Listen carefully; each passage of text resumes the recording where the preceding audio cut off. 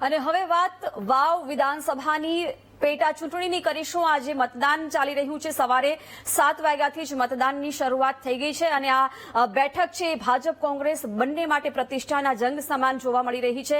આ બેઠક ઉપર ત્રિપ્રાંખીયો જંગ જોવા મળી રહ્યો છે। ઠાકોર વર્સિસ રાજપૂત વર્સિસ ચૌધરીનો આ જંગ છે।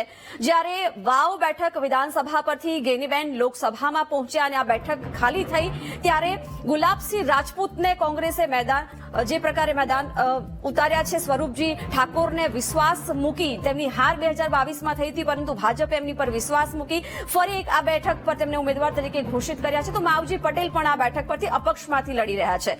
આ બેઠકને લઈને ચર્ચા કરીશું, ગણિત પણ સમજીશું કે આખરે કોનું પલડું ભારે છે। આપણી સાથે કોંગ્રેસમાંથી ગેસ્ટ ચીમનભાઈ વિંજોડા જોડાઈ ગયા છે। ચીમનભાઈ, ખૂબ ખૂબ સ્વાગત છે। અને સૌથી પહેલા તો આ બેઠકને લઈને વાત કરવી છે, કેમ કે આ બેઠક પ્રતિષ્ઠાનો જંગ છે। ગેનીબેન પહોંચ્યા વિધાનસભામાંથી લોકસભામાં બેઠક ખાલી થઈ। શું લાગી રહ્યું છે આ વખતે જે પ્રકારે ગુલાબસિંહ રાજપૂત પર વિશ્વાસ જોડ્યો છે? ગેનીબેનને જીતાડવામાં પણ એમનો બહુ મોટો ફાળો રહ્યો છે। ગુલાબસિંહનો પણ ખૂબ સારો એવો દબદબો છે। લાગી રહ્યું છે કે ફરી એક વખત આ વિધાનસભા બેઠક પર કોંગ્રેસ પર વિશ્વાસ મૂકશે જનતા? ચોક્કસથી અમે જે ગુલાબસિંહને ટિકિટ આપી છે એ બધા ગણિત ગણીને આપી છે કે ભાઈ ત્યાંના લોકલ છે, બાજુના છે, અને એમને જે અગાઉ પણ કામગીરી કરી છે વિધાનસભામાં ગુલાબસિંહે, એને જોઈને પાર્ટીએ નક્કી કર્યું કે ભાઈ ગુલાબસિંહને ટિકિટ આપવામાં આવશે તો બધા જ સમીકરણો સેટ થશે। એટલા માટે કે જ્ઞાતિ સમીકરણ જોવા જઈએ તો પણ ગુલાબસિંહ એવી વ્યક્તિ છે કે જે બધાની સાથે હળીમળીને ચાલે છે। કોઈ જાત સાથે જાતિનો ભેદભાવ વગરની વ્યક્તિ એવી છે અને જે સામાજિક રીતે આગળ આવેલી વ્યક્તિ છે ને જેના દાદા પણ એક વખત અહીંયા વિધાનસભામાંથી લડેલા છે।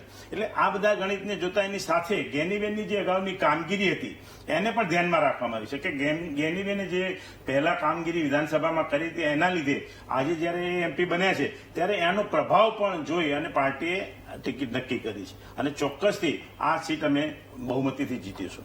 બિલકુલ, ગેનીબેનનું તો ત્યાં પ્રભુત્વ છે, જેમાં કોઈ બેમત છે જ નહીં, પરંતુ સ્વરૂપજી ખાસ કરીને ગુલાબસિંહ છે થરાદ બેઠક પરથી 2022માં લડ્યા હતા અને શંકર ચૌધરી સામે હાર્યા, પરંતુ હવે એમને વાવ બેઠક પર એમને જયારે ઉભા રાખવામાં આવ્યા છે, વાવમાં આમ તો વાવ, ભાભર અને સુઈગામ 3 તાલુકાનો સમાવેશ થાય છે, તો જે પ્રકારે સમીકરણોની વાત કરીએ તો શું લાગી રહ્યું છે? ઠાકોર સમાજનું વધારે પ્રભુત્વ છે વાવ બેઠક પર, તો કેમ એવું લાગે છે કે ગુલાબસિંહ રાજપૂત પર ત્યાંની જનતા વિશ્વાસ મૂકશે?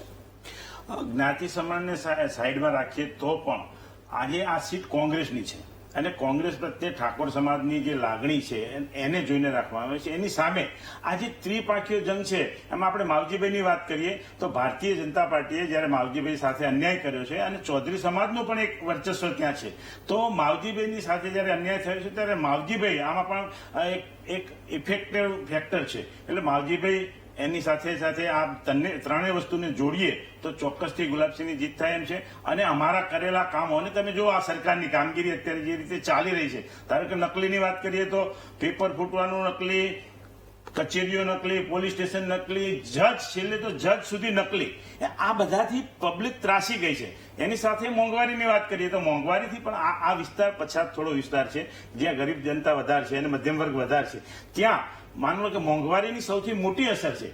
એની સાથે સાથે લેવા જઈએ તો હમણાં ખેડૂતોની વાત કરીએ તો ખેડૂતોને અત્યારે હજુ પણ ત્યાં વળતર ચૂકવવામાં આવ્યું નથી। આ બધી અસરો જોતા ચોક્કસથી ભારતીય જનતા પાર્ટી હારના પગલે આગળ વધી રહી છે અને કોંગ્રેસ ચોક્કસથી જીતના પગલે આગળ વધી રહી છે। જીવનભાઈ, તમે જ કીધું કે ભાઈ માવજીભાઈનો ત્યાં દબદબો છે, હવે માવજીભાઈ મેદાનમાં છે। પહેલા તો જંગ ભાજપ કોંગ્રેસ વચ્ચે હોવાનો હતો, માવજીભાઈ કહી રહ્યા છે કે હું આ બેઠક પરથી જીત મેળવી રહ્યો છું।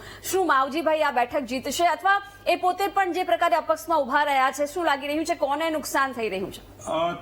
જનરલી આપણે રાજકારણની વાત કરીએ તો રાજકારણમાં જનરલી એવું હોય કે અપક્ષ જે ઉભો રહેતા હોય છે કોઈ બી એક પાર્ટીના સંલગ્ન હોય અથવા એના સપોર્ટવાળા હોય।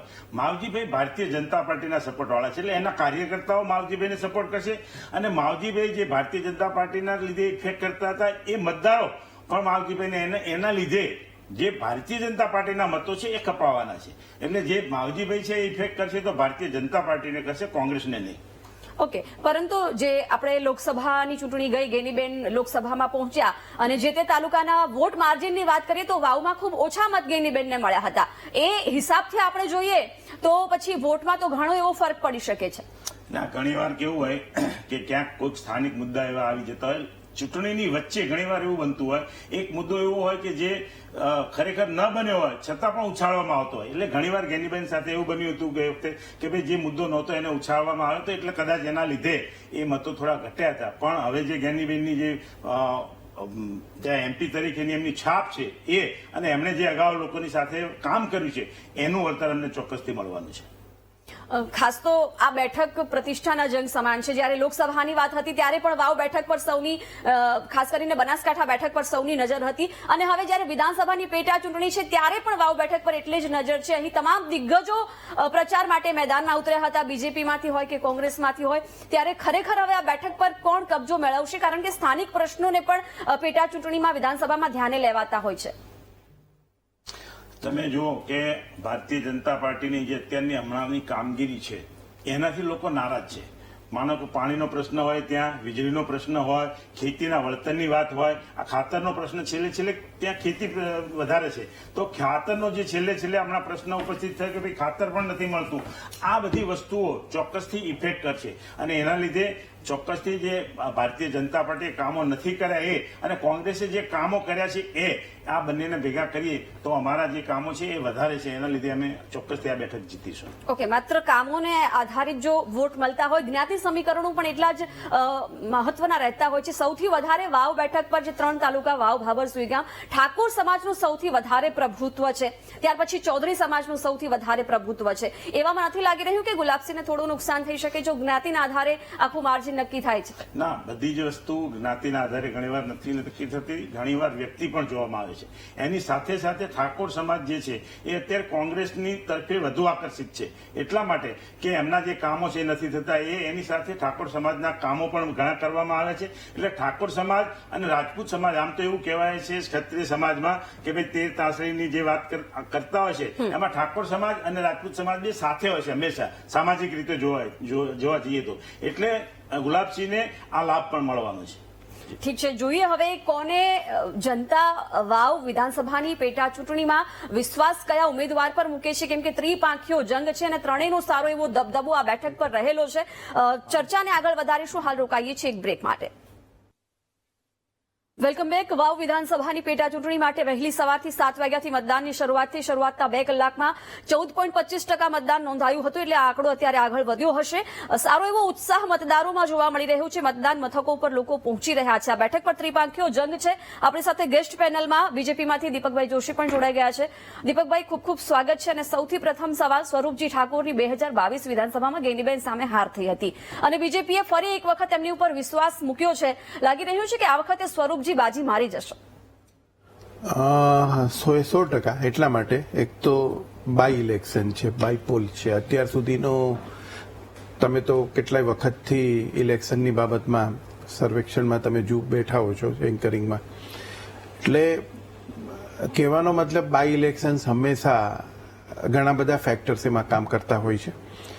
એક છે જ્ઞાતિનું ફેક્ટર પણ હોય છે, બીજું પાર્ટીનું પણ ફેક્ટર હોય છે, અને ખાસ સૌથી વધારે એવું હોય છે કે જે સત્તાધારી પક્ષ એના ઉપરનું હોય છે.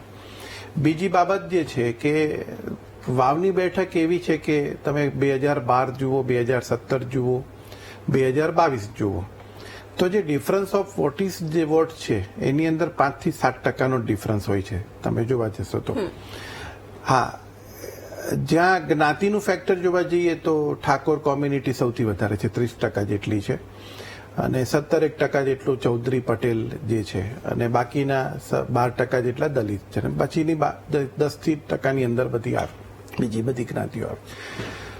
સવાલ એવો હતો કે જે કંઈ સ્વરૂપ આપવાનું હોય, જે કંઈ કામગીરી આપવાની હોય, અને જ્યાં ભારતીય જનતા પાર્ટીની છેલ્લા કેટલાય વખતથી ગુજરાતની અંદર જે સરકાર છે, ભાઈ હું આવ્યો ત્યારે જે કહેતા હતા કે જે એમની જે ખેડૂતોના પ્રશ્નો છે, આ પ્રશ્નો છે, પ્રશ્નો તો હંમેશા રહેવાના હોય છે, પણ પ્રશ્નોનો ઉકેલ કેવી રીતે લાવવો, પ્રશ્નોનો ઉકેલ કોણ લાવી શકે છે, કોણ ઉમેદવાર પ્રજાનો અવાજ સાંભળી શકે છે, તો એ બાબતમાં હું માનું છું ત્યાં સુધી સ્વરૂપજી ઠાકોર એ ફર્સ્ટ નંબર ઉપર અત્યારે કેન્ડિડેટ્સમાં આવી શકે.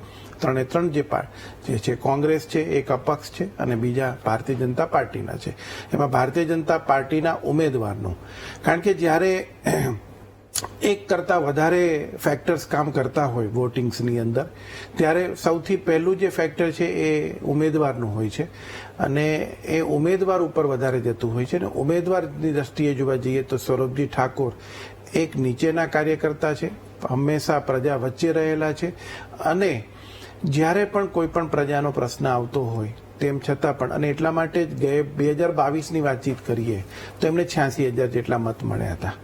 એ વખતે પણ અમારા જે કેન્ડિડેટ્સ હતા એ સ્વરૂપજી જ હતા અને આ વખતે પણ પાર્ટી પાર્લામેન્ટરી બોર્ડે જે પોતે વિચાર કરીને જે મૂક્યા છે એટલે ઘણો બધો વિચાર કર્યો હતો. સ્વાભાવિક જ છે કે પાયાના કાર્યકર્તા છે, પ્રજામાં રહે છે અને પ્રજાનો અવાજ શું છે એ પણ એ પોતે જાણે છે. એટલે હું માનું છું ત્યાં સુધી ભારતીય જનતા પાર્ટી માટે અને સ્વરૂપજી ઠાકોર માટે ઉલટાનું જે લીડ જે 5 થી 7% છે એ કદાચ ભારતીય જનતા પાર્ટી જે જીતશે એ કદાચ 10 થી 12% ઉપર જશે આ લીડ. બિલકુલ. અને અત્યારે અપડેટ મળી રહ્યા છે એ પ્રમાણે 11 વાગ્યા સુધીમાં 24% મતદાન થઈ ચૂક્યું છે, એટલે આંકડો સતત વધી રહ્યો છે. વાવની જનતા છે એ વિધાનસભા બેઠક પેટા ચૂંટણીને લઈને સારો એવો ઉત્સાહ બતાવી રહી છે. 11 વાગ્યા સુધીમાં 24.39% જેટલું મતદાન થઈ રહ્યું છે. મતદારોમાં ઉત્સાહ જોવા મળી રહ્યો છે. દીપકભાઈ, એક વસ્તુ જેમ તમે અત્યારે પોતાની વાતમાં કરી કે અલગ અલગ વસ્તુ કદાચ બીજેપીએ ધ્યાનમાં રાખી છે કે 2022માં જે વોટનો જે રેશિયો હતો એ કદાચ સ્વરૂપજી અને ગેનીબેન વચ્ચે થોડોક જ અંતર હતું, એટલે ફરી એક વખત સ્વરૂપજી પર વિશ્વાસ મૂક્યો હોઈ શકે. જ્ઞાતિની વાત કરીએ તો પણ એ ઠાકોર સમાજમાંથી આવે છે, એનો પણ સીધો ફાયદો એમને મળી શકે. પરંતુ નથી લાગી રહ્યું કે ત્રિપાખીયો જંગ છે, માવજી પટેલ ભાજપનું ગણિત બગાડી શકે છે? બેન, હું માનું છું ત્યાં સુધી 2017માં પણ આ જ પરિસ્થિતિ, 2022માં પણ આ જ પરિસ્થિતિ હતી. એટલે જોવા જઈએ તો 5 થી 7%નો જે ડિફરન્સ છે. ભારતીય જનતા પાર્ટીએ તો સૌથી પહેલા કાર્યકર્તા અને નિષ્ઠાવાન કાર્યકર્તા અને પ્રજાની વચ્ચે રહેતો કાર્યકર્તા એની પસંદગી છે અને સ્વરૂપજી એમાં ફર્સ્ટ નંબર ઉપર આવે છે અત્યારે ત્રણેય ઉમેદવારો. સવાલ એટલો છે કે 5 થી 7%નો ડિફરન્સ તો દર વખતે, મેં પહેલા પણ તમને કીધું, 2012 થી 2024નો આજની પણ પરિસ્થિતિ જુઓ તો 5 થી 7%નો ડિફરન્સ છે.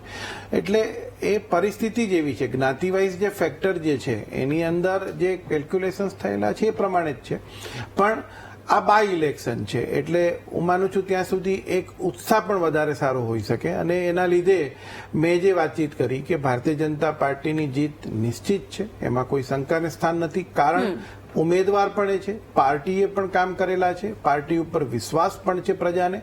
બીજી વાત છે કે જે પરિસ્થિતિની અંદર જે ઇલેક્શન આવ્યું છે એ પરિસ્થિતિમાં હું જોઉં છું કે અત્યારે બાય ઇલેક્શન છે તો બીજા 5 થી 7%નો ઉમેરો પર્સન્ટેજ વાઇઝ ભારતીય જનતા પાર્ટીની જીતમાં થશે. ઓકે, ચિમનભાઈ, ગુલાબસિંહ રાજપૂતને મેદાનમાં ઉતારવા પાછળ કોંગ્રેસનું શું ગણિત છે? કેમ તો ગેનીબેનને જીતાડવા પાછળ ગુલાબસિંહે ખૂબ મહેનત કરી હતી 2024 લોકસભામાં પણ, અને હવે જયારે ગેનીબેન જ સતત પ્રચારમાં એમની માટે ઉતર્યા હતા અને વાત કહ્યું હતું કે 3 વર્ષ માટે તમારે આ જે ખેતર છે એ અડાણ આપવાનું છે વાવનું, એ વાત એ વારંવાર પોતાના પ્રચારમાં કરતા રહ્યા છે. લાગી રહ્યું છે કે ગેનીબેનના ભરોસા ઉપર ગુલાબસિંહ જીતી જશે? ના, એવું નથી. ગુલાબસિંહ અગાઉ પણ એક વખત ધારાસભ્ય રહી ચૂક્યા છે. એની સાથે સાથે ગેનીબેન જયારે લડ્યા ત્યારે એમણે જે કામગીરી કરી છે એના લીધે આખા વિસ્તારથી એ પરિચિત છે, લોકોના મૂળથી પરિચિત છે અને મતદારોની શું માંગ છે એનાથી પરિચિત છે. એટલે એટલા માટે ગુલાબસિંહને મૂકવામાં આવે છે કે એ આખા વિસ્તારથી સારી રીતે પરિચિત છે અને શું જોઈએ છે પ્રજાને અને લોકોની શું માંગ છે એને આગળ વધારશે એવી એક પ્રજામાં એમને ઉમેદ ઉભી કરી શક્યા છે કે ભાઈ હું આવીશ તો આ વિસ્તારના કયા કામો બાકી છે, કયા પેન્ડિંગ છે, આ સરકારે કયા કર્યા નથી અને કરવા જેવા જે કામો છે એ એમને ખ્યાલ છે અને એ એમની પ્રજાની વચ્ચે મૂકી રહ્યા છે કે ભાઈ આ કામો જે બાકી છે એ હું સરકારમાં મારા તાકાતથી, ધારાસભ્ય તરીકેની તાકાતથી હું કરાવી શકીશ. એટલે આ બધી બાબતોના લીધે ગુલાબસિંહ પર અમે કળશ ઢોળ્યો છે. બિલકુલ. પરંતુ એ થરાદ બેઠક પર એમને ચૂંટણી લડી હતી શંકરભાઈ સામે, પરંતુ હવે જયારે વાવ બેઠક પર એમને ઉતારવામાં આવી રહ્યા છે, વાવ, સુઈગામ, ભાભર, ત્યાંની જનતા એમની પર કેમ ભરોસો મૂકે? ગુલાબસિંહે જયારે થરાદમાં પણ ફક્ત 4 થી 5 હજારના માર્જિનથી જ હાર્યા છે. એટલે એક વસ્તુ સમજી લો કે ગુલાબસિંહ અત્યારે એ વિસ્તારમાં ગણવા જઈએ તો પ્રભુત્વ ધરાવતી વ્યક્તિ અને લોકોના કામ કરતી વ્યક્તિ તરીકે, એક સારા કાર્યકર્તા તરીકે, એક યંગ કાર્યકર્તા અને દોડતો કાર્યકર્તા તરીકેની એમની છાપ છે. એ છાપને ધ્યાનમાં રાખીને પણ પાર્ટીએ એ નિર્ણય લીધો છે કે જો એમના વિસ્તારમાં આવા દિગ્ગજની સામે પણ ફક્ત આટલા માર્જિનથી ચાલતા હોય તો એવી વ્યક્તિ જરૂરથી આવા નવા વિસ્તારમાં પણ સારા એવા મતો મેળવી શકશે. એ અપેક્ષાએ પાર્ટીએ એમને મૂક્યા છે. બિલકુલ. એટલે દીપકભાઈ, જયારે વાવ થરાદ વિધાનસભા ભેગી હતી એટલે એમના દાદાનું પણ સારું એવું વર્ચસ્વ આ જનતાની વચ્ચે છે. પાયાના એ માણસ છે, 20 વર્ષ સુધી ધારાસભ્ય રહ્યા હતા, એટલે લાગી રહ્યું છે એમનો ફાયદો ગુલાબસિંહને મળી શકે છે. મેં પોતે કીધું કે જ્યારે કોઈ પણ ફેક્ટર્સ, બાય ઇલેક્શન્સ હોય છે ત્યારે જુદું હોય છે, જનરલ ઇલેક્શન્સ હોય છે ત્યારની પરિસ્થિતિ અલગ હોય છે. બાય ઇલેક્શન્સની અંદર તમે કોઈ પણ ફેક્ટર્સ, તમે કોઈ પણ વાક્ય બોલો છો, તમે તમારા ભાષણની અંદર ક્યાંય પણ શું બોલો છો અથવા તો તમે શું મેસેજ આપવા માંગો છો, કારણ એટલા માટે હોય છે કે આજુબાજુની હવા એ વખતે કામ નથી કરતી હોતી. ઘણી વખત જનરલ ઇલેક્શન્સમાં કેવું છે કે બાજુની સીટમાં કોણ ઇફેક્ટેડ છે, કઈ પાર્ટી છે, શું છે, ઇફેક્ટેડ થતું હોય છે. પણ જ્યારે બાય ઇલેક્શન્સ આવતું હોય છે, બાયપોલ્સ હોય છે, ત્યારે પર્ટિક્યુલર પોતાના ઉપર જ કોન્સન્ટ્રેશન હોય છે. બીજી વાત એ છે કે બાય ઇલેક્શન્સ જ્યારે આવે છે ત્યારે બધા બહારથી પણ નેતાઓ આવતા હોય છે, પોતપોતાનો પ્રચાર કરતા હોય છે, પોતપોતાની વિચારધારા પ્રમાણે ત્યાં પ્રજા સામે વસ્તુ મૂકતા હોય છે. એટલે કહેવાનો મતલબ, પણ એક વસ્તુ તમે જે વાતચીત કરીએ કે ગેનીબેને બહુ સૂચક કીધું કે 3 વર્ષ માટે, હું માનું છું ત્યાં સુધી 3 વર્ષનો શબ્દ શું કામ આવ્યો છે એ જોવાનું છે. જ્યારે તમે પ્રજા સમક્ષ જાઓ છો, પ્રતિનિધિત્વ કરવા જઈ રહ્યા છો, અથવા તો તમે કોઈક એક પ્રજાની આશા પ્રમાણે, આશાની અપેક્ષાઓ પ્રમાણે કાર્ય કરવા જઈ રહ્યા છો, ત્યારે કોઈ ટાઈમ લિમિટ્સ નથી હોતી. એમણે 3 વર્ષનું જે કીધું છે એ સંકેત શું કહેવા માંગે છે એ બહુ મોટી વાત છે. એટલે ગેનીબેને એવું કહ્યું હતું કે 3 વર્ષ માટે ગુલાબસિંહ રાજપૂતને તમે આ અડાણે આપો ખેતર, પછી આપણામાંથી જ કોઈ બીજો એક વ્યક્તિ એનું વર્ચસ્વ સંભાળશે, એવી વાત ગેનીબેને કરી હતી. અત્યાર સુધી 24% વધારે મતદાન નોંધાયું છે. ચર્ચા યથાવત રાખીશું, રોકાઈશું એક બ્રેક માટે.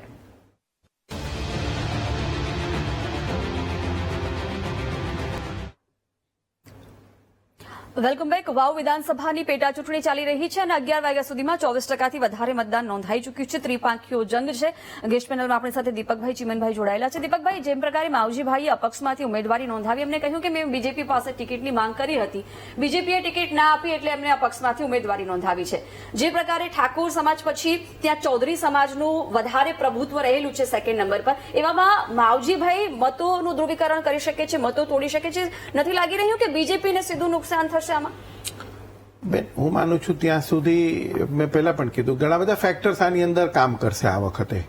પણ જોવા જઈએ તો માવજીભાઈ પોતે 2007માં પણ કંઈક અપક્ષ ઉમેદવારથી લડ્યા હતા જ, અને એ વખતે પણ એમને જે કંઈ મત છે, પણ કહેવાનો મતલબ બાય ઇલેક્શન્સમાં પ્રજા પોતે બહુ એકદમ સિલેક્ટેડ માઇક્રો પેલું કરીને કરતી હોય છે. તમે જે પહેલા પણ વાતચીત કરી કે ગેનીબેન અત્યાર સુધીમાં 2022માં ગેનીબેન પોતે જીત્યા ચૂંટણી, તો કહેવાનો મતલબ આ વખતે ગેનીબેન નથી. ગેનીબેનનો પોતાનું વર્ચસ્વ હોઈ શકે, પોતાની વસ્તુ, પણ તમે ડ્રાઇવિંગ સીટ ઉપર હો અને ડ્રાઈવરની બાજુની સીટમાં હો, એમાં બહુ ફરક હોય છે. પ્રજા પોતે જોતી હોય છે. તમે ડ્રાઇવિંગ સીટમાં હો ત્યારે તમારે પૂરેપૂરો ભરોસો હોય છે કે આના ઉપર જ અમારે આગળ જવાનું છે. જ્યારે તમે બાજુમાં બેઠા હો ત્યારે એટલું હોય કે ખાડો આવ્યો કે પથ્થર આવ્યો તો એનું ખાલી તમને ચેતવણી આપે. વ્યક્તિ ઉપર એ નથી થતું. આ વખતે જે રોલ છે એ સૌથી વધારે હું માનું છું ત્યાં સુધી ગુલાબસિંહનો રહેશે પૂરેપૂરું, કારણ કે એ પોતે કઈ રીતની એમની કામગીરી કરી હતી, શું છે, કોંગ્રેસની પોતાની કઈ રીતની કામગીરી હતી, લોકોએ જોયેલું છે. એટલે કહેવાનો મતલબ આ વખતે હું માનું છું ત્યાં સુધી ભારતીય જનતા પાર્ટી માટે એકદમ સીધો ચઢાણ છે. અને મેં પહેલા પણ કીધું કે 5 થી 7% ઉલટાનો વધારો થશે. જે જીતમાં છે 45% સુધી જે છે એ લગભગ 52% સુધી પહોંચશે. ઓકે, જીવનભાઈ, તમે શું માનો છો? કેમ કે જે પ્રકારે ઠાકોર સમાજનું ત્યાં સૌથી વધારે પ્રભુત્વ છે આ વખતે, આમ તો સ્વરૂપજી ઠાકોર માટે અલ્પેશ ઠાકોરે પણ એટલા જ પ્રચારમાં ઉતર્યા હતા. ઠાકોર સમાજના પ્રભુત્વની વાત થઈ રહી છે તો અલ્પેશ ઠાકોર એમના પ્રચારમાં સતત વ્યસ્ત જોવા મળ્યા હતા. ગુલાબસિંહ રાજપૂત માટે ગેનીબેને ઘણો એવો પ્રચાર કરી રહ્યો છે, પરંતુ જ્ઞાતિના સમીકરણો કેટલું કામ કરશે? ગુલાબસિંહ રાજપૂત જો કે પાયાના માણસ છે, લોકોની વચ્ચે રહેનારા માણસ છે. 2022માં હાર બાદ પણ તેઓ સતત સક્રિય રહ્યા છે રાજકારણમાં, તો એનો ફાયદો શું મળશે ગુલાબસિંહ? સૌથી પહેલા તો વાવ અને થરાદ બંને બેઠક જોવા જઈએ તો બે કમ્બાઈન બેઠક જેવું જ હતું પહેલા પણ. એટલે વાવની પ્રજાને થરાદની ખબર હોય અને થરાદની પ્રજાને વાવની ખબર હોય જનરલી. અને ગ્રામ્ય પ્રજામાં શું હોય છે કે આ એક કોમ્બિનેશનની ખ્યાલ જ હોય, આજુબાજુ શું થઈ રહ્યું છે એની જાણ બધા લોકોને હોય. એટલે ગુલાબસિંહની જે અમારી કામગીરી છે સૌથી પહેલા એ મહત્વની છે કે અગાઉ પણ એમણે જે કામગીરી કરી છે એ દિગ્ગજ નેતાની સામે જે સાવ માર્જિન ઓછા મતથી જે હાર્યા એ પણ બતાવે છે કે એમની લોકપ્રિયતા કેટલી છે. એની સાથે જ્ઞાતિ સમીકરણની વાત કરીએ તો સ્વરૂપજી અગાઉ પણ ગેનીબેનની સામે ઉભા હતા ત્યારે પણ એ ઠાકોર હતા, અત્યારે પણ એ ઠાકોર જ છે. તો એમ છતાં એ જીતી નથી શક્યા. કેમ કે એમની જે કામગીરી કરવાની ઢબ હશે એ અથવા લોકોની સાથેની જે વ્યવહાર હશે એના લીધે ક્યાંક એમને પાછું કરવી પડી હતી. તો એ જ ફેક્ટર અત્યારે પણ એમને કામ આ નડશે. એટલે સ્વરૂપજીને એટલા માટે નડશે. એની સામે ગુલાબસિંહ બધા સર્વમાન્ય નેતા જેવા છે અને યંગ છે, એટલે દોડીને કામ કરવામાં અને જે લોકોને એક અપેક્ષા હોય છે કે ભાઈ યંગ હોય તો ગમે ત્યારે આપણે એને કામગીરી સોંપીશું તો ઝડપથી અને સારી રીતે કામગીરી કરશે. આ બધી અપેક્ષાઓના લીધે આ જે જ્ઞાતિ ફેક્ટર છે એ કામ નહીં કરે. અને એની સામે દલિત સમાજના મતો પણ ત્યાં પ્રભુત્વ ધરાવે છે, એ પણ કોંગ્રેસની તરફેણમાં છે. એટલે એના લીધે કોંગ્રેસને સૌથી મોટો ફાયદો થાય છે. બિલકુલ. અને દીપકભાઈ, આ વખતે પ્રચારમાં જ્યારે નેતાઓ ઉતર્યા હતા, આ બેઠક ખબર નહીં કેમ પરંતુ આ બેઠક પર જે પ્રકારે તમામ દિગ્ગજો મેદાનમાં ઉતર્યા હતા બીજેપીમાંથી, કોંગ્રેસમાંથી, તો જે અનેક નિવેદનો છે એ પણ ચર્ચામાં રહ્યા હતા. બટેંગે તો કટેંગેને લઈને વાર પ્રહાર પણ શરૂ થયા હતા. શું લાગી રહ્યું છે આ વખતે કોણ કોના પર ભારે પડશે? બાય ઇલેક્શન છે એટલે સ્વાભાવિક વાત છે કે બધા રાષ્ટ્રીય નેતાઓ તો ના આવે પણ પ્રાદેશિક નેતાઓ જે કઈ છે એ બધા પોતે એક કોન્સન્ટ્રેશન થતું હોય છે. અને બીજું કે જ્યારે કોઈના અસ્તિત્વનો સવાલ આવતો હોય ત્યારે સ્વાભાવિક વાત છે કે એ લોકો એડી ચોટીનું જોર લગાવતા હોય છે. એટલે કોંગ્રેસ માટે તો હું માનું છું ત્યાં સુધી આ વાવ બેઠક છે અસ્તિત્વનો સવાલ છે. ભારતીય જનતા પાર્ટી તો હંમેશા, હું એક વસ્તુ તમને કહું કે સૌથી પહેલી રાજનીતિ જે એમની હોય છે કે પ્રજા સમક્ષની હોય છે, એક પ્રજાનો અવાજ.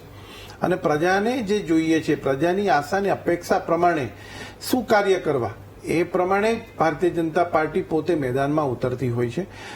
અને બીજી વાત છે કે એક વિકાસ, કોઈ પણ વિધાનસભા હોય કે કોઈ પણ તાલુકા પંચાયતની સીટ હોય કે નાનામાં નાની વસ્તુ હોય, એમનો વિકાસ કેવી રીતે થાય એ પ્રજાની ત્યાંની ભૌગોલિક પરિસ્થિતિ ને સામાજિક પરિસ્થિતિ પ્રમાણે શું પ્રજાને જોઈએ છે એ પ્રમાણે ભારતીય જનતા પાર્ટી પોતે આપવા માંગતી હોય છે. કારણ કે કોઈ પણ એક વિધાનસભાનું ડેવલપમેન્ટ થશે તો સ્વાભાવિક વાત છે કે સમગ્ર વિસ્તારનું ડેવલપમેન્ટ થશે અને પ્રજા પોતે એની જે સુખાકારી છે એની અંદર એ પોતે આગળ આવી શકશે. અને એ જ ભારતીય જનતા પાર્ટીનો હંમેશા ઉદ્દેશ રહ્યો છે, નહીં કે જ્ઞાતિ જાતિ વાળો. એટલે જ્ઞાતિ જાતિના ફેક્ટર કરતા પણ હું માનું છું ત્યાં સુધી વિકાસ અને વાવની પ્રજાને સાચા અર્થની અંદર સાચો ઉમેદવાર મળે એ માટે હંમેશા ભારતીય જનતા પાર્ટી પોતે વિચાર કરી રહી છે. અને એ પ્રમાણે જ એમને આ ઉમેદવાર ભારતીય જનતા પાર્ટીએ આપ્યો છે. એટલે કહેવાનો મતલબ એટલો જ છે કે સ્વરૂપજી ઠાકોરમાં મેં પહેલા પણ કીધું કે પાયાના કાર્યકર્તા છે, પ્રજાનો અવાજ પણ છે, પ્રજાને શું જોઈએ છે એ પણ એમને ખબર છે. અને એટલા માટે જ તમે જોવા જાઓ તો જ્ઞાતિ ફેક્ટર હોય કે ગમે તે ફેક્ટર હોય, ગયા વખતની ઇલેક્શન તમે જોશો તો 4 કે 5% ડિફરન્સ રહ્યો છે બે જણા વચ્ચે. એટલે માનું છું ત્યાં સુધી સેકન્ડ પ્રેફરન્સ જો આપવાનો આવે તો તે સ્વરૂપજી ઉપર જ હતો ગયા વખતે. કોઈ વખત એવું બની શકે કે બે ઉમેદવારોની વચ્ચે ત્યારે પસંદગી કરવાની આવે તો ઉમેદવાર તો બંને પસંદગી વાળા હતા, સારા છે, એટલે એ જ બતાવે છે. નહીતર તો ડિફરન્સ બહુ મોટો હોય. 4 થી 5% જે ડિફરન્સ આવ્યો છે એ એ બતાવે છે કે સ્વરૂપજી ઠાકોરની સ્વીકાર્યતા વધારે છે. અને એટલા માટે જ હું તમને કહી દઉં છું કે મને પૂરેપૂરી આશા છે, કારણ કે જે રીતે વાવ બેઠકનું સ્ટેટિસ્ટિક્સ આપણે જોઈએ તો એ બહુ સ્પષ્ટ કે છે કે આ વખતે મતદાન પણ વધશે અને મતદાન વધશેની સાથે સાથે ભારતીય જનતા પાર્ટી જીતવાની છે અને એની અંદર જીતની લીડ પણ વધશે. ઓકે, એટલે ચીમનભાઈ દીપકભાઈ સાથે એટલા માટે પણ સહમત છીએ કે 2022માં જયારે સ્વરૂપજી અને જે ગેનીબેન વચ્ચેનો મુકાબલો હતો એમાં 4 થી 5% ડિફરન્સ હતો, પરંતુ 2024ના લોકસભાના પણ જો આપણે રિઝલ્ટ જોઈ લઈએ તો વાવ બેઠક પર કોંગ્રેસ કરતા બીજેપીના મત વધારે હતા, એટલે એના હિસાબે પણ બીજેપીને આનો ફાયદો થઈ શકે છે. એવું નથી. ઘણીવાર મેં અગાઉ પણ કહ્યું એમ કે ભાઈ ઘણીવાર લોકલ જયારે ઇલેક્શન ચાલતું હોય ત્યારે એકાદી વસ્તુ એવી મૂકી દેવામાં આવે જે ખોટી હોય અને પ્રજાને ઘણીવાર એને માની લે તો એ ઇફેક્ટ કરતી હોય. તો ગેનીબેનમાં એ ઇફેક્ટ થોડી હતી એમ હું કહું છું. એની સામે આ બટેંગે તો કટેંગીની જેમની રાજનીતિ છે એની સાથે અમારી રાજનીતિ છે કે ભાઈ જોડેંગે તો જીતેંગે. અમારા ગેનીબેને કેમ ભારતીય જનતા પાર્ટીના મિત્રોને જઈને ગુલાબ આપ્યું? ભાઈ અમે ગાંધી વિચારસરણીમાં માનીએ છીએ. આપણી વિચારસરણી ભલે અલગ હોય પણ અમારું કામ છે લોકોની પ્રજાનું કામ કરવાનું, અને ગાંધી વિચારસરણી છે અમે અહિંસાથી અને લોકોના કામ કરીને અમારા લોકોની ચાહના મેળવવાની છે. એટલા માટે અમે એમને ગુલાબ આપ્યું કે ભાઈ તમે શાંતિથી, આપણી ભલે વિચારસરણી જુદી હોય, ઓવરઓલ તમારે ને અમારે કામ તો પ્રજાના કરવાના છે. એટલે પ્રજાના કામોમાં આપણે હિત રાખી, એકબીજાની દુશ્મનાવટને ધ્યાનમાં ન રાખતા પ્રજાનું હિત ક્યાં છે એ જોઈને કામગીરી કરવાની છે, એ અમે બતાવીએ છીએ. ત્યારે એમને બટેંગે તો કટેંગે એમને એક લોકોને ઉશ્કેરવાની એમની જે માનસિકતા છે અત્યારની, એનાથી લોકો ધીરે ધીરે ત્રાસી ગયા છે. કેમ કે અગાઉ પણ આપણું સંવિધાન જ એમ કહે છે કે આપણે બધાએ સાથે રહેવાનું છે.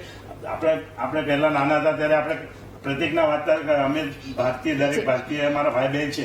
આ વસ્તુ જે છે એની અમે સકારાત્મકતાના આગળ લઈને અમે ચાલી રહ્યા છીએ. બિલકુલ, બીજેપી કોંગ્રેસ બંનેને પોતપોતાના ઉમેદવારનો જીતનો વિશ્વાસ છે. જો કે આ વખતે અપક્ષમાંથી પણ જે પ્રકારે ઉમેદવાર માવજી પટેલ મેદાનમાં છે, ત્રિપાંખીયો જંગ આ બેઠક પર છે. કોણ કોના પર ભારે પડે છે એ તો પરિણામના દિવસે ખબર પડશે, પરંતુ અત્યાર સુધી 24%થી વધારે મતદાન છે. મતદારોમાં સારો એવો ઉત્સાહ જોવા મળી રહ્યો છે. રોકાઈશું એક બ્રેક માટે અને સતત અપડેટ આપને આપતા રહીશું. હાલ રોકાઈશું એક બ્રેક માટે. દીપકભાઈ અને ચીમનભાઈ, આપ બંને જોડાયા, ખૂબ ખૂબ આભાર આપનો.